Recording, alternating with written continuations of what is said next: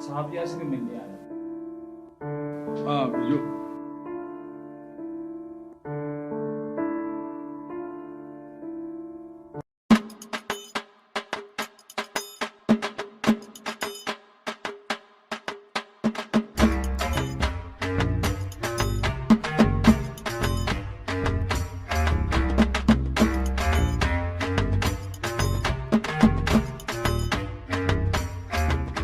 जी फरमाइए, क्या काम है? मौला खुश रखे, मेरा नाम मीता मरासी है जी। क्या मतलब? मौला खुश रखे, मैं काफी दिनों से आपसे मिलना चाह रहा था। मेरा मतलब आप भी लोगों को मेरी तरह हंसाते हैं। हाँ, लेकिन मैं मरासी नहीं हूँ। अच्छी बात है। ऐसे मैंने भी अपनी हकीकत किसी को नहीं बताई और बतानी भी नहीं चाहिए। अजीब आदमी हो। तुम्हें लगता है मैं झूठ बोल रहा हूँ?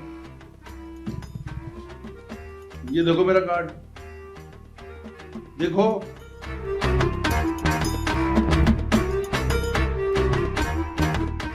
हम यूसुफ जई। मौला खुश रखे, वही बात निकली ना। आपको काम क्या मुझसे? मौला खुश रखे, मुझे नौकरी चाहिए। ये कोई कमर्शियल थिएटर नहीं है। तुमने कैसे सोच लिया कि हम मरासियों को भर्ती करते हैं? मौला खुश रखे, इस दफ्तर में ना सही किसी दूसरे दफ्तर में दिलवा दो।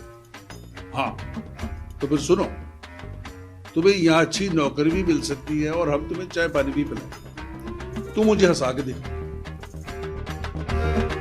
हेलो, होश करो, बताओ तुम्हें ये चैलेंज मंजूर है? मैंने लोगों को हंसाना छोड़ दिया। क्यों? अब लोग हंसना छोड़ चुके हैं। तुम्हें गलत फहमी है भाई। लोग आज भी हंसना चाहते हैं भाई, मज़ाहिया तहरीर पढ़ के, मज़ाहिया ड्रामा देखकर, मज़ाहिया जुगते सुन के। अब दुनिया हंसती नहीं, दूसरों की जिल्लत पर खुश होती है।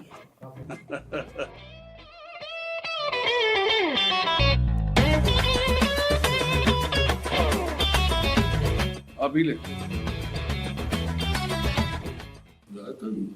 इजाजत है भाई।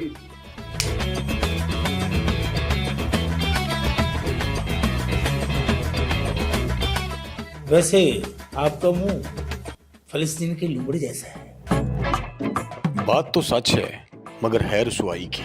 आपका एक दोस्त शहजाद है ना, उसकी शक्ल बैंकॉक के जमादार जैसी।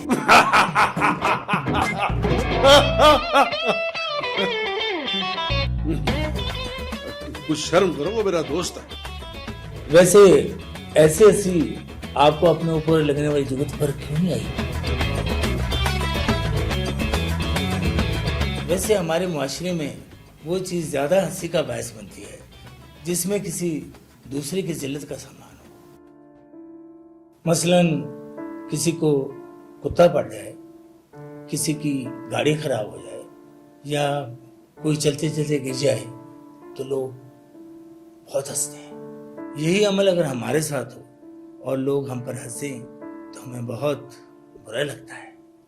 गोया हंसने के लिए किसी का जलील होना लाजमी है। किसी दूसरे पर हंसने से पहले ये सोच लेना चाहिए कि कोई हम पे भी हंस सकता है।